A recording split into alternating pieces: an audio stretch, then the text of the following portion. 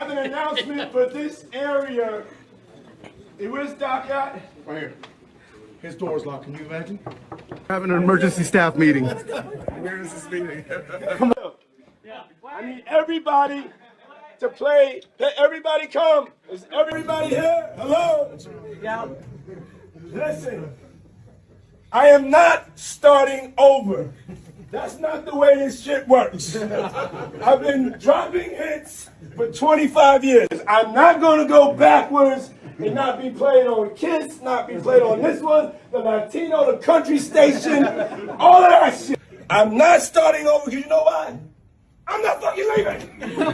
I'm not fucking leaving. So let's get into our frequency. Let's realize, let's not forget. Don't make me beg, try to kiss no ass, call nobody, because I'm not fucking leaving and I'm not starting again. Who the fuck wants to start all over? No, let's start it back up where I ended up, and that's number one. Thank you very much. Let's go. Yeah, let's go. So you guys gave him that much freedom to do the album? Yes. After the success of Jodeci, we gave him that much freedom to do the album. And boy, did he take the freedom. And run with it. But it was the right thing to do and it was worth it. And he took it to the point where he was unmanageable. And it couldn't be two kings. Andre was Uptown. And were people looking at Puffy as he's the golden child, or what was that? What he was the golden child, and he was the young lion ready to come for the throne. Okay. You know what I mean? He was the young lion coming for the throne, and just like a lion too, savage, savage, and so. He was coming for the throne, and he was going to achieve it too. And but he got to the point where he was unmanageable to us, and he had to go. Yo, how dare this nigga told me he want receipts? Let's start with your mother, nigga. Your mother got the receipts, nigga. Everything is in your mother's name. That's the one who got the receipts, nigga. You need more proof, nigga? Biggie ain't here, so Big can't give you no receipts. He dead. Craig Mack can't give you receipts. He dead. What are you talking about? Who else? Black Rob can't give you receipts. He dead. And everybody else you made sign paperwork so they can't talk about what I'm talking about. I'm the only one with the guts. And I sign it, nigga. Because I ain't need the money. All money ain't good money. Remember that. Remember that. Remember that, nigga. You know who to play with, nigga. You got Devontae emerging as one of the greatest producers and a great producer. And the Jodeci album, he basically produced on his own with some guidance from Al B. Shore and Eddie F. But once he was able to stand up and fly on his own, he did it well. He was amazing at it. And he produced the Jodeci album. When we put that Jodeci album out, half of it was A&R by Kurt, but the rest was A&R by a young man by the name of Puff Daddy, who came into Uptown as an intern. Once Puffy put his seasoning on it, on the first two Jodeci records, and he created, we already had the remix, but he came and perfected it. Oh. He came and made the remix like it was a brand new record. He changed the whole record and made it a whole new record. Like we were able to just make remixes before, but it was very similar to the same record that was put out before. Diddy didn't play anything. So Diddy could literally tell you, yo, I remember the first time I was working on something for Diddy, I did the Total No One Else remix with Foxy Brown, Little Kim, and Da Brat. And I remember the first time I did that with him, I went to go lay my hands down to play the chord. He said, no, I only want you to use 3 fingers. And I was like, what? Because I'm used to playing chords with he's like, only 3 fingers. Because in his mind, that's simplistic to him, wow. Right? So even though he didn't play, he knew exactly what it was he wanted to hear. And that also taught me something. What it taught me was you don't have to be a keyboard player to be a producer. So a lot of times when I was a kid, I read the credits and I thought whoever did the keys was the producer, but that's not the case. That's why if you look at the Winans' first album was produced by Bill Maxwell. Bill Maxwell was a drummer, but he produced the Winans' first album. Yeah. You understand what I'm saying? So I started to learn what a producer's job and role was. And so Diddy, I always tell people like, yo, Diddy can't play, I say, yeah, but all his records have the same similar sound. So he knew how to get that sound out of all the producers and that he worked with. He knew how to get that bad boy sound out of it. Yeah. And create the new form of making the remix. And those remixes sold just as much as the single. Wow. And definitely the album, if not more. So, and you know, like I said, we were selling 3 million albums on Jodeci. And so, you know, he'd have a remix that was sold like 5 million copies, 6 million copies on a single. And so, you know, needless to say, Puffy became a superstar at Uptown. An uncontrollable one, but a star nonetheless.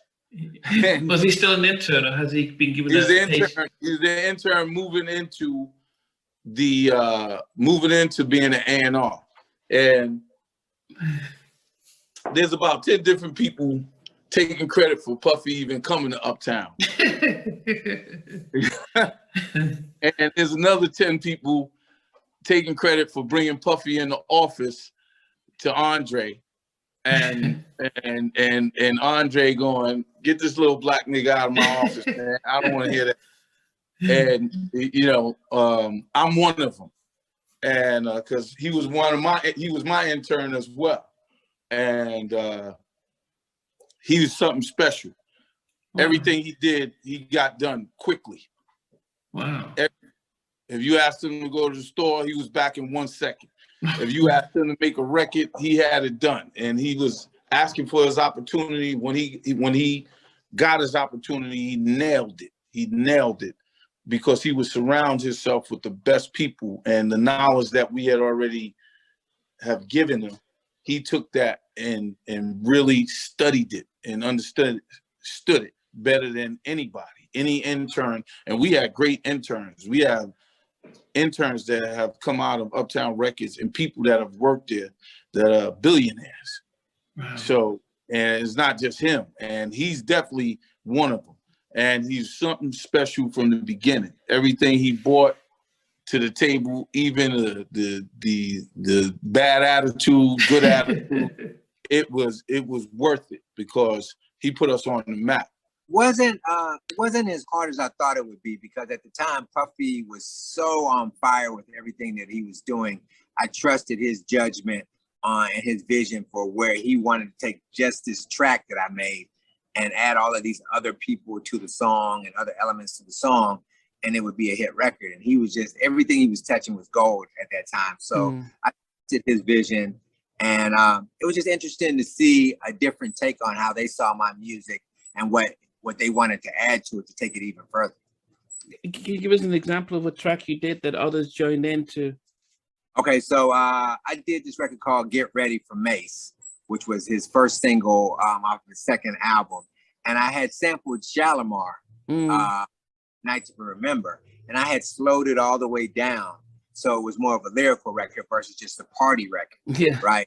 And so when I gave it to them and I laid it down, when I came back in the studio, they had sped the record up, added, you know, sounds and keyboard stuff around it and chords and stuff and lead lines around it. Blackstreet came in and sang the hook on it. So by the time I'm hearing the record, the vibe has totally changed the record. But I understood, like, if you can get your record played on the dance floor, you know, then you can get your music out there. Everybody can hear it more often than just, you know, buying the CD. So the fact that he took it from just a slow lyrical version of the song and speeding it up where you could actually dance to it, now it changes the whole view of how big the record can be, because now you can play it in the party. And so So just understanding his vision and what he had for the record, even putting Blackstreet on there to sing that classic hook by Shalimar and reminding people of how big that record was and how big Blackstreet was at that time. So just understanding how to add those certain elements to make it a hit record versus just a song on an album, you know. I mean, it's the lead single of his second album, so it's always going to be a big hit. But when he's bringing in Blackstreet and doing this, do you get involved with that part, or No? But the thing about Puffy, once you lay your part down, you just kind of turn it over to him, and he just does his thing and brings in the right people. So I trusted him. I was hearing all the music they were creating at that time, so I knew my music was in good hands, and he could take the vision further than where I had already just taken it. Did you still get the producer credits as the main producer on that, or how does?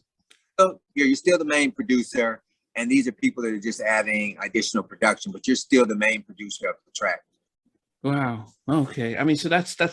I mean, it's furthering your sort of education as a producer, just seeing, because when I interviewed Rodney Jerkins, and he mentioned the same thing where he was doing a remix and Puffy was like, well, don't use too many chords, and he has a very different vision to things like that. So he learned, even though he came from Teddy's camp, he said he learned a lot by just seeing how Puffy would either simplify a track or not too many ad libs and stuff like that. He had a different ear to stuff. Yeah, and it was just everything that he was doing at that time was just a hit. So you trust it, and 9 times out of 10 he would take the vision so far that you didn't even realize it could even be as big as that. And when after Jodeci, Kurt Woodley and Andre had a disagreement, and Kurt had got let go or left, whatever the story is really. But he was managing Mary. Puffy comes in, starts producing Mary, and the rest is history. Kurt might have produced 3 or 4 records on the first album, but the rest of it was Puffy. And after that, him and Mary had a musical marriage that has lasted till today. It's incredible. And I'll tell you this right now, like Mary and Puff, they believed in one another to the point where they are connected forever. They have might as well been married musically, and they're connected forever.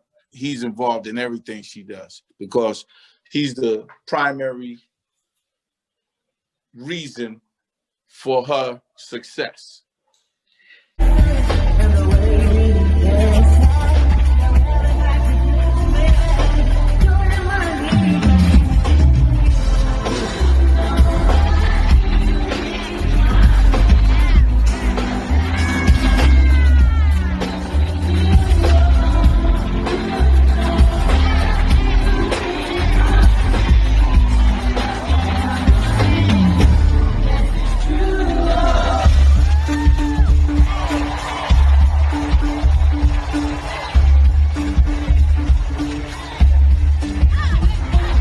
Guys, when you got signed, did you know about publishing and ownership and right or credits and all that stuff? Or were you just like, wow, here's Puffy and dancing and stuff and just writing and gave everything away for free?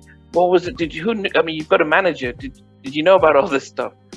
Well, I would just have to say that, all of us, we all came from the same neighborhood. So it's not like we were, we didn't go to school. There were no music classes, or we didn't. Nobody had music degrees. So it was one of those things of the school of hard knocks that we had to learn. But you know what though, wouldn't have it no other way because we're Mike and myself we're quite savvy with what's going on now because of that situation. And I mean, if you ask anybody from the 90s at that era, that we all went through it, especially your first project. This is how the 90s was built.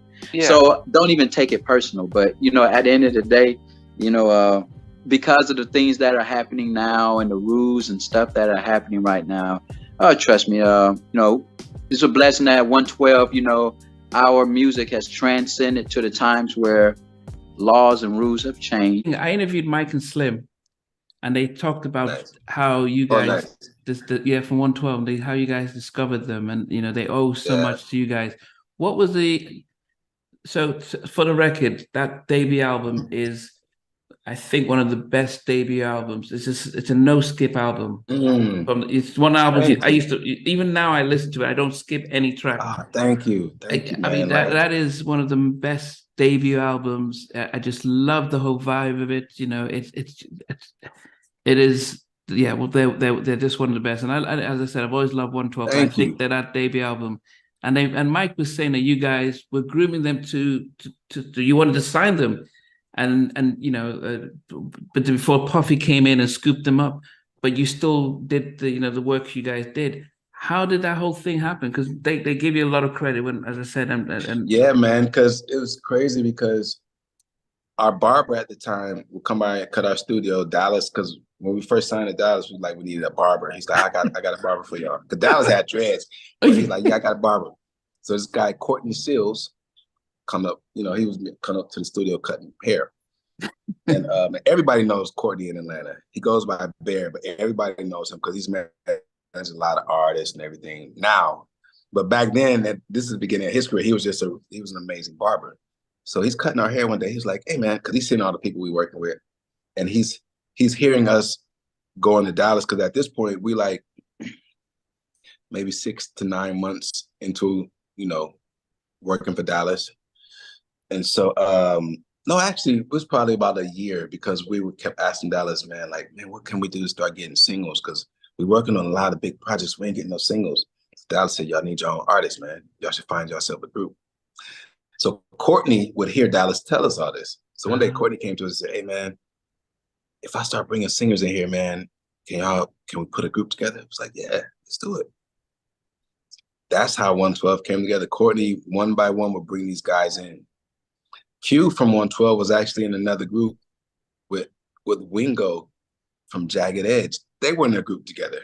Wow. And so all these things happened and we realized we wanted Q because of his tone and the way his false was. It was different than Slim's. They all had different tones.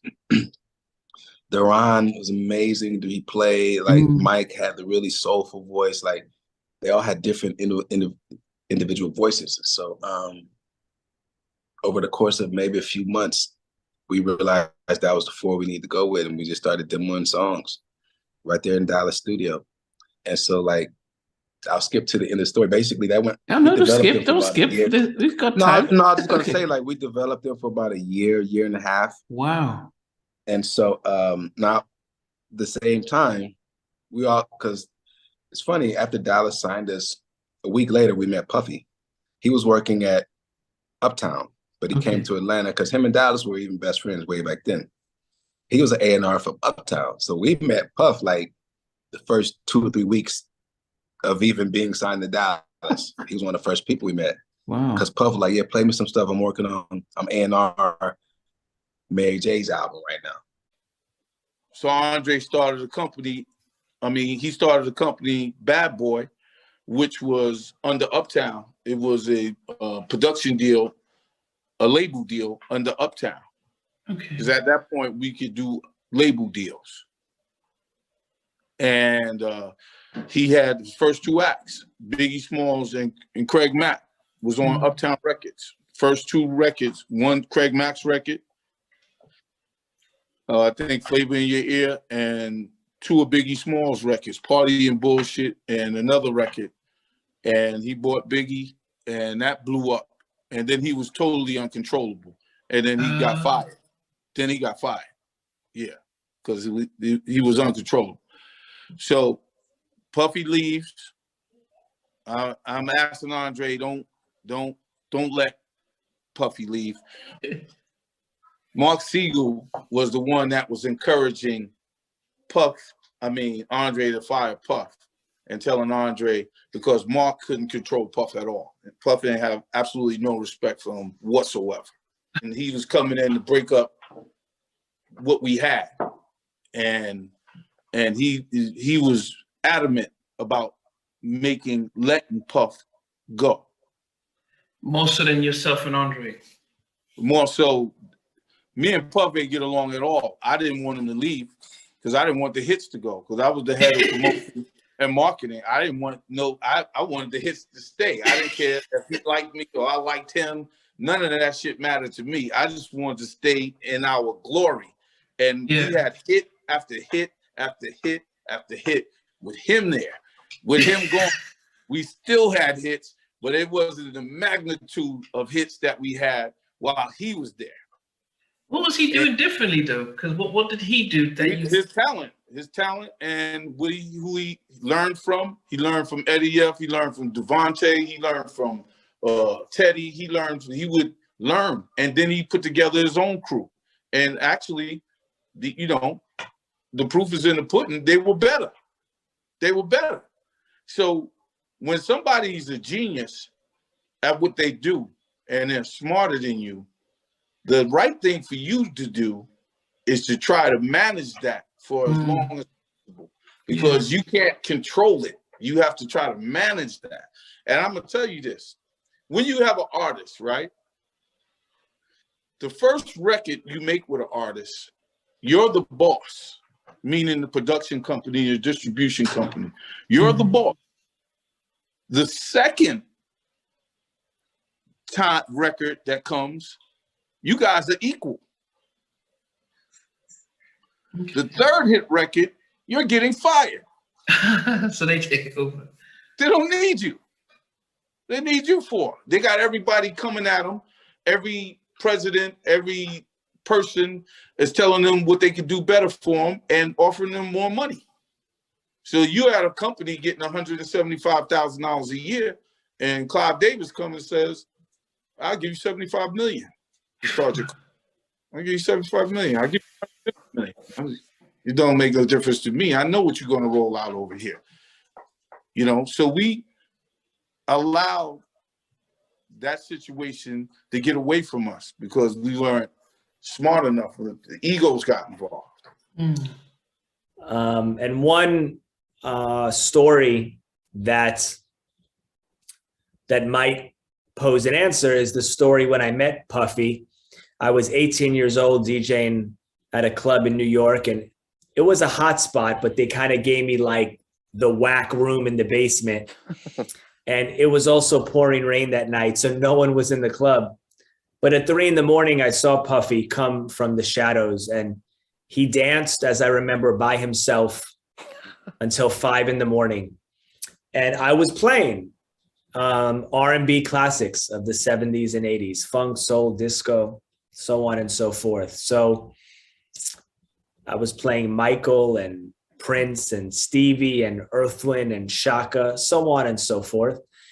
And Puffy finally was walking out around 5 a.m. and walked by the DJ booth and said, "Where's the DJ?"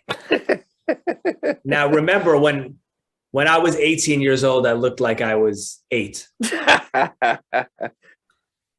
And I said, "I'm the DJ." And he said, "Who's been here all night playing all these classic records?" And I said, "Me." And he wrote down his number and said, "Call me tomorrow." And I was a freshman at NYU, New York University, and I was petrified to call him. And I finally had the confidence to call, and it went straight to voicemail. And it said, "God is the greatest, beep." And I never left such an inarticulate voicemail in my life. And I was certain he wouldn't call back, but I thought maybe I'd see him again. Anyway, I went to class and he called back. And now he missed me again. And when I left class again, I ran home to my mother's house, still lived with my mom, and locked myself in a room. And I said, "He called back." And I called him back, and they put him right on the phone. And he said, "Playboy," he said, "How do you know how to play those records like that?" And I said, "Like what?" And he goes, "Like you lived it." Wow. And I'll never forget that. So I don't know. Okay. And so when Biggie's recording his album, and were you just humming to the juicy track? Yeah, like, "You know very well."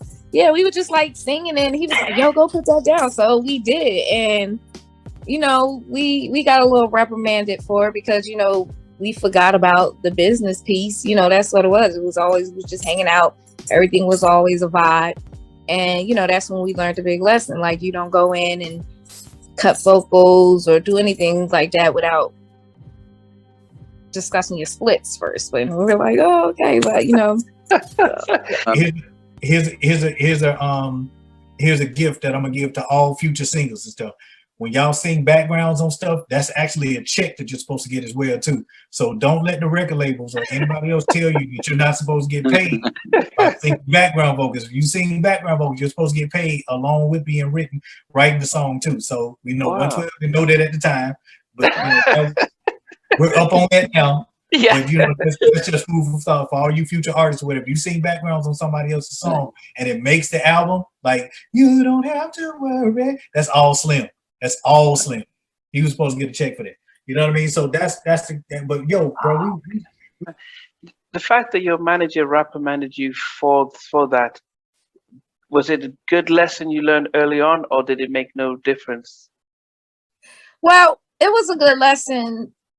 We learned a lesson. In the scheme of things, with the state of Total right now, I don't know that it made any difference, but it was definitely something that I've always, you know, was like, no, you know, let's talk business. Let's put everything on the table first. Because once something is done, it's hard to go back and, you know, discuss business. It's done now. You know what I'm saying? So I know it was something that I stand by to this day. Yeah. Somebody coming in now, what would you sort of advice would you give upcoming artists? You know what I would say? Know the business. If you do not know the business, know the business. Know the business. It's good to want to be in it, but know the business, please. And know that everything, don't believe the hype about everything, you know, really know the business, do your homework, get on Google, find out about some things. And I would tell them, and then I want to tell them, please never, ever, ever, ever, ever, ever, ever, ever, ever give away your publishing. Don't do it. Don't do it. Don't give away your publishing. Don't compromise who you are. Be who you are. Be the artist that you know that you are in your heart, because bringing your individual artistry to this music industry is so dope. That's how you had the Mary J. Bliges and the Brat and the, you know, SWV and Total and Escape and LL Cool J and Biggie and Craig Mack and Tupac and Dr. Dre, Snoop Dogg. That's how you had because everybody was individual. Don't do what everybody else is doing. I can say this on, you know, your platform as well, just so everybody knows. Our intent was not to leave Bad Boy. We were not, our initial intent was not to leave. Our intent was to be, to get out from under the production deal that we were signed to through Bad Boy, which was taking, what, 80% of what, 40%, I'm sorry, 40% of everything that we made. So from advances to touring, to shows, to anything that we made, endorsements, advertisement, anything that we made, the production company that we were signed to took 40% of that. So we were tired of, you know, giving our money away basically for free, because we were the one that was writing, we was the one that were producing, we was the one that was, you know, that was doing all the years of choreography and stuff. Now in the beginning, yeah, it may have made sense for you to have a production company or an A&R or somebody there in artist development to help us, you know, mold us. But once we are established and we are 112, it became obsolete at that point, and we felt like a change was necessary. So we wanted to leave that situation, not necessarily leave Bad Boy, but leave that situation. Puffy was reluctant to leave that situation alone with regards to 112. So that's the reason why we left. And when we found a better situation over at Def Jam. Wow. So the production deal that you guys have, because was that on the Bad Boy? Did they have a production company signed to Bad Boy? It was Arista, it was Arista, Bad Boy, Kalimia. That was the production deal. 112. Okay. So we were signed to Kalimia, who then signed themselves to Bad Boy, who was signed to Arista. Yeah. So it's an administrative deal. Yes. Yeah. So you can understand the trickle down effect. So by the time Arista gave us $1 million, by the time it got to us, it was $12,000 a piece. You know what I'm saying? But we were still on the hook for that $1 million though. Yeah.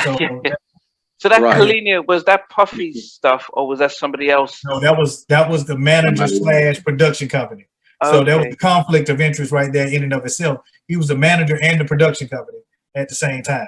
So then, why was Puffy reluctant to say, "Well, you guys you've done well. Let's," because I thought most deals were like that, where after your first album and it does well, it was like, "Well, we can bring you into the fold because we can see that you're self-sufficient and stuff." Honestly, we don't have an answer to that other than the fact of the relationship that he had with the then manager / production company at the time. Like outside of that, I honestly don't have a reason why. Because if you have a multi-platinum group that is selling records and making money for you, why wouldn't it make sense for you to try to keep them as long as you possibly could? And if it meant, giving up a production company in order to keep them, then in my mind, then it would have made the most sense to do. Yeah. However, because of their relationship, and like I said, I can't go into any more depth than that, but based on their relationship, the reason why we left and went to Def Jam, Def Soul is because Puffy was reluctant to get rid of that production deal that we were signed to. So that's how we started our relationship with Puff. And so anyway, fast forward, like after we going through like developing them, like literally like spending time with them, going to their high school graduations, getting them comfortable with singing with a room full of women. They were so shy and bashful, and so like it definitely was a process. Okay. And then Kevin Wells came in. Kevin is Another Bad Creation was his group he had put together. Okay. And then Mike Bivens signed him. But Kevin came in the picture and like, took everything to another level, like with their dressing, with their whole like swag. Yeah. Anybody know K Wells? They know Kev is like master of artist development. And so like it's funny because, well, it's funny now, but it wasn't funny then. We came out to LA to work on a remix for Boys to Men. Kevin calls us. It was like, "Hey man, Puff want to sign the kids, man. He going crazy." But at the time, Randy Jackson from American Idol. Yeah, Randy. Yeah. Randy was working at Columbia. Yeah. We had already had a great relationship. Randy was the first executive we met, probably in the music business. One of the very first executives we met that didn't live in Atlanta. Because he would come down like always, like put us on projects, and we were just always working with Randy. So we always had a great relationship with Randy. So Randy wanted to sign 112 so bad, and they were called Forte at the time. Randy literally flew down like 2 or 3 times to meet, just to listen to them sing. And so we telling Kevin, like, "Man, Randy want to sign him." He's like, "I don't know, man. Puff, he's about to blow up with Biggie and Craig Mack, and I don't know, it's a good look, man. Well, let's figure it out when y'all get back." We get back, they already signed a Bad Boy. What? They was already signed a Bad Boy. And and it was, for a minute, it was really messed up. Like Dallas was furious because, Dallas is kind enough to let us, well, I ain't gonna say he let us because we had to pay for the studio time ultimately. We spent like $100,000 in studio time on demos with those guys. Dallas took it real personal, and him and Puff's friendship was like, for a brief second, was cut off. Literally, they didn't speak to each other. Like, they had some like not so kind words to say to each other about it. And like, Puff was like, "Man, I didn't know this was Tim and Bob's group." And Dallas was like, "Yes, you did. Everybody knew this was Tim. Everybody in Atlanta know this is Tim and Bob group." Like, Dallas was furious. And so next thing you know, Dallas was like, now they got to do an album without Tim and Bob. And so we was like, dang. So we went on and started doing other stuff. One night, Puff called my phone. It's like, "Yo, man, this ain't working, man." Because they went and got Devontae to produce a whole album on them. And it just wasn't the same as, and Devontae is one of the GOATs. Yeah. Make no mistake about it. Yeah. Huge inspiration to us. Yeah. And so, but they couldn't get the vibe right. So Puff called my phone. Say, "Hey, man, we gotta figure this out, man. Can't do this album without y'all cats, man. We gotta figure this out, man. Seriously, man. Let's come together, man." come on, man. Seriously, I need y'all for this album, man. We got to do it. So I called Tim. I said, hey, man, Puff just called me, man. What do you think, man? Let's just do it. Let's just do it for them, man. They innocent, man. So that's when we called Dallas. Dallas like, nah, nope. Y'all ain't working with them. It's like, Dallas. We literally had to talk Dallas into letting us do it. So finally Dallas said, all right, go ahead and do it. I don't want to hear nothing about it then. Like, he was really mad about it. It took Dallas a minute to get over that.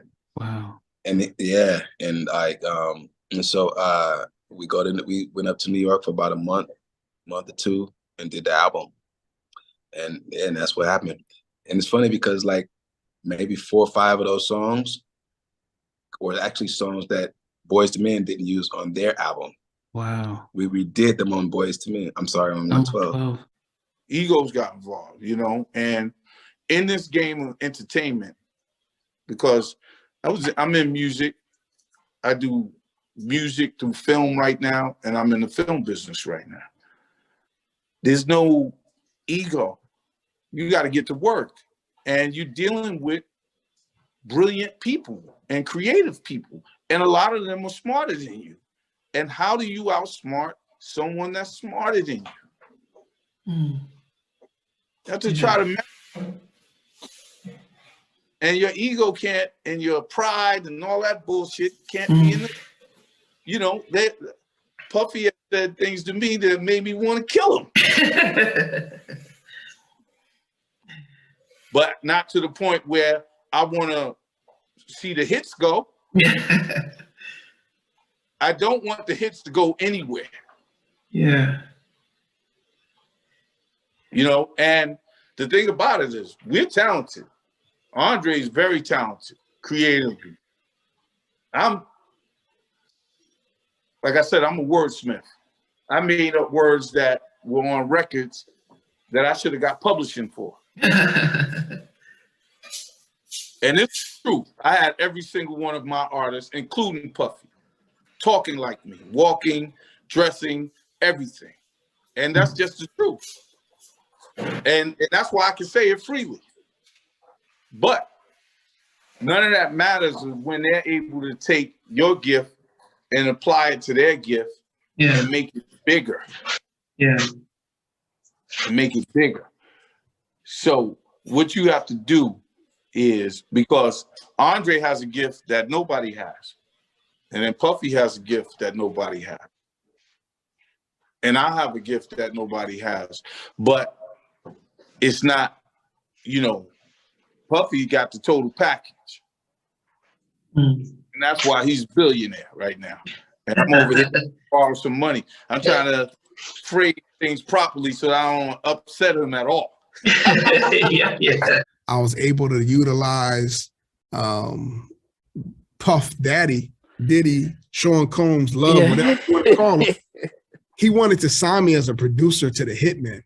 Oh, goodness. Yeah. So this is before the things you do, the Bad Boy remix, any of that. He heard I was mastering Gina's album at the Hit Factory with Her Power. Okay. And it just so happened that he was in a room next door and he heard me working on it through the wall, and he walked in and said, yo, what's that? And Herb was like, yo, this is Kid and his artist. So he's like, yo, I'm picking you up tomorrow. So he picked me up the next day and literally was trying to get me to sign to become one of the Hitmen with Stevie J and Chucky and everybody on that team. So what I did was utilize that relationship and was like, yo, because at that time, Puff was the remix king in New York. Yeah. So I was like, yo, I got this artist, we got this record. What if you did a remix? And he was like, I thought he was just gonna shoot me down. Because you know, he was working with all these big artists and she was like brand new. She didn't even have an album, we didn't have a song out yet. And he was like, yeah, let's do it.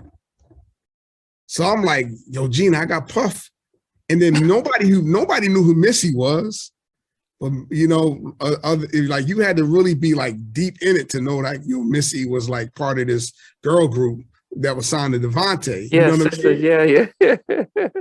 But she stood out, right? And so next thing you know, Puff was like, yo, I'm gonna put this girl Missy on it. And everything just happened. It just like was like, And it was funny because I remember, like, it was funny. I go back to like when we were doing the things you do to the Bad Boy remix, right? Which was super dope because I remember walking in. Puff had 3 studios, right?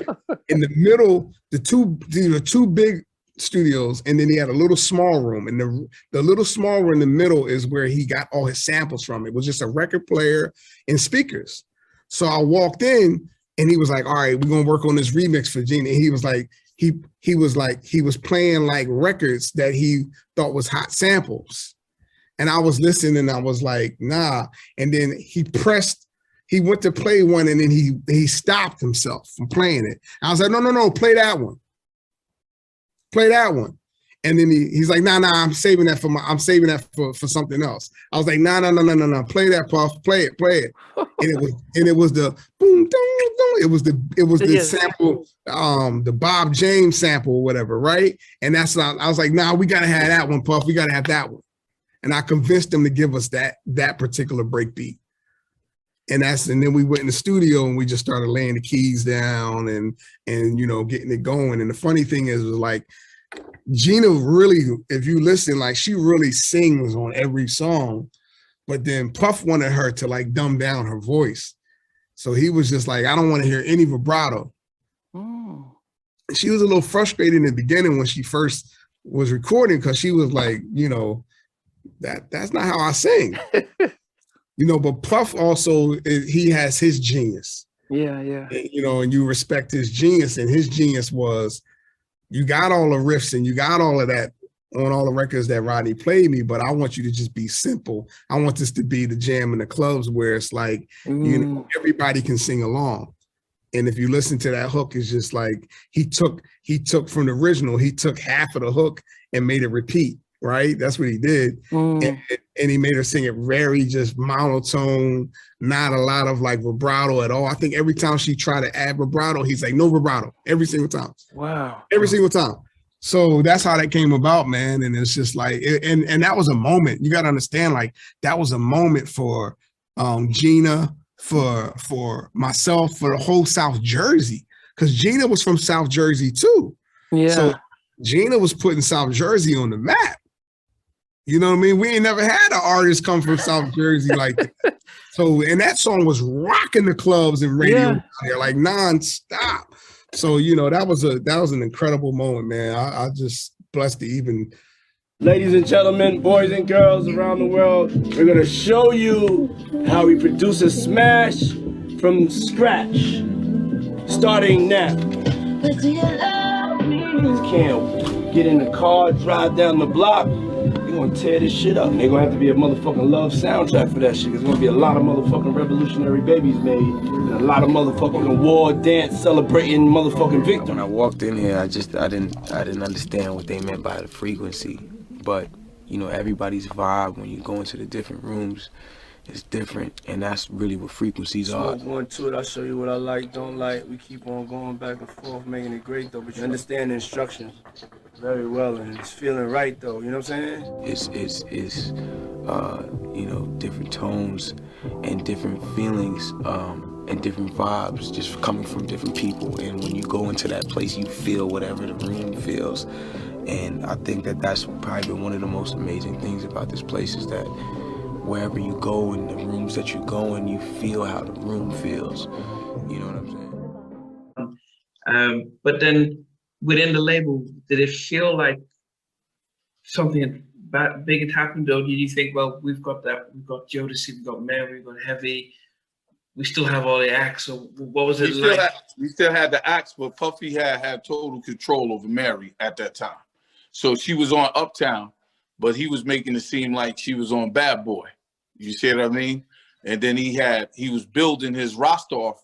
Mary had helped platform Biggie, which didn't need much platforming, but she was a part of a lot of songs that Biggie were on, and it was more like she was a Bad Boy artist. You know what I mean? And when Puffy left, he left with a lot of my promotional staff, my marketing staff. He left with a lot of people that were working with him at Uptown. You know what I mean? And he made a real power move. And also, you know, when he left, we didn't stutter step at all. We came out with Soul for Real, Lost Boys, but they ain't Biggie Small. Whose idea was it? Because Slim has one of the most unique voices, and I just love those guys. When they were 4, I know that they've got the issues right now, but back then, it's just that Slim sounded so different, and then, as I said, Q and Mike, and it was just. I know you. What I loved about Slim Voice. Slim Voice reminded me of Kevon from After 7. Oh, that's yeah. what I always loved about yeah. Slim's voice. Kevon has one of the most amazing voices. Yeah. Ever. Yeah.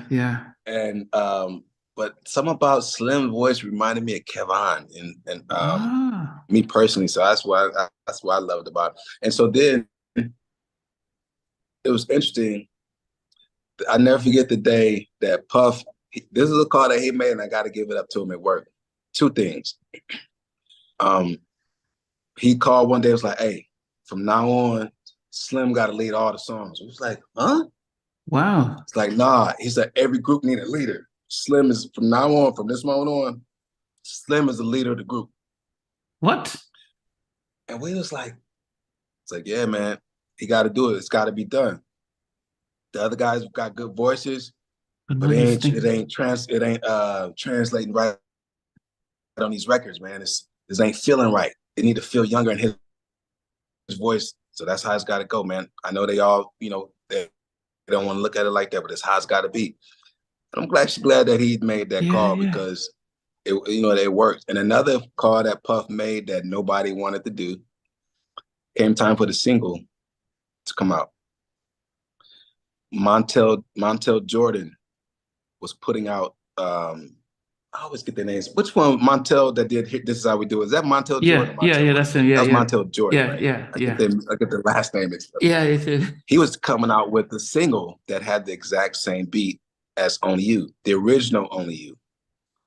I called Puff, I was like, hey, man, we got to go to a different single, man. Montel Jordan coming out with this song that got the same sample.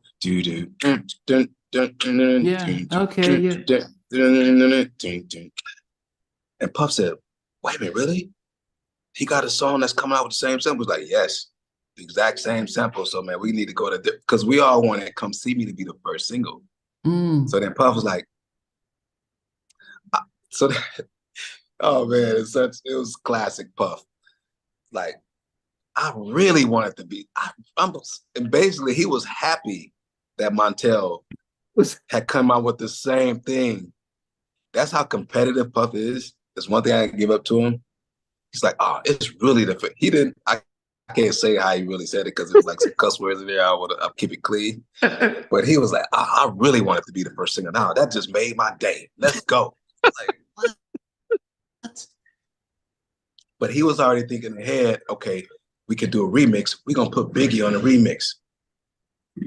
And the rest was history, man. Wow. Only You came out with Biggie. Room 112, Where the Players Dwell. It was it. And so we all had to be like, wow, he was right. So, yeah, man. Did anyone have your back in those early days to say, okay, this is what needs to be done on the album. This is what's going to happen, so that there was no surprises that you were aware of, that the fact if you're not right. Definitely, Biggie made sure we got paid.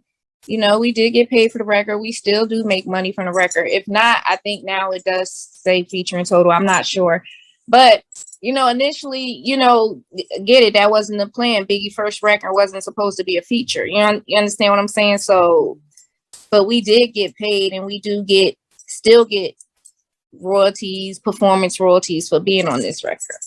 I was referring to your first album. So when you got to your album, when you were right doing your first total album, did your manager explain, okay, this is what happens, you know, how it gets split, so there's no surprises, you could go platinum and there's no surprise as to how things work out? Yes, we definitely understood, you know, the story of the budgets, you know, but back then, again, artists, we had big budgets and we spent big money on videos, wardrobe, artist development. So you very seldom recoup. So we knew, you know, exactly that, you know, we want to get car service every day. That's coming out of our budget. We have to pay that. You know, like a lot of artists back then really only seen money from touring. Did you, when you saw how Def Jam worked, being a massive label as it was, did you then think, wow, this is still better than the situation we had before? Or did you think, oh man, if we were back at Bad Boy, we probably would have gone those singles out and stuff? Financially, it was a better situation. You know what I mean? Definitely better. Never would have made that money. No, we'd have never made that money. At Bad Boy, we would have never made that kind of money. You know? Typical record deal is structured something like this. The record label gives in advance, say $250,000 to the artist to record an album. The artist then records the album. Suppose that the album sells 500,000 copies at $10 each, yielding $5 million.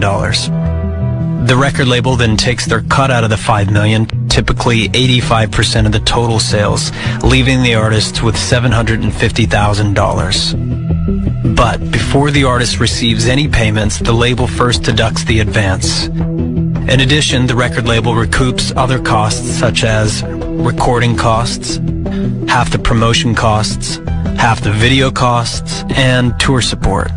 This leaves the artist $425,000 in debt to the record label. And then this debt gets carried on to the next album, and the next album. Hey guys, thanks for watching. Thanks for being a part of Halftime Chat. Please remember to subscribe, share, and comment. But most importantly, why don't you become a member of Halftime Chat? We've got amazing videos, amazing perks, and being able to support the channel. But anyway, thanks for watching. Take care. I never participated in that category. Somewhere in between us, or even loving us, on which I didn't miss you with. What was it like growing up? She's still making an impact on 4 houses down. I have a couple of pieces. Trying to get this one and that one. That works for you, but just for me, No, okay, you're okay. They don't understand what Jodeci boys and men and all spirits. Play it. I mean, I love all different genres.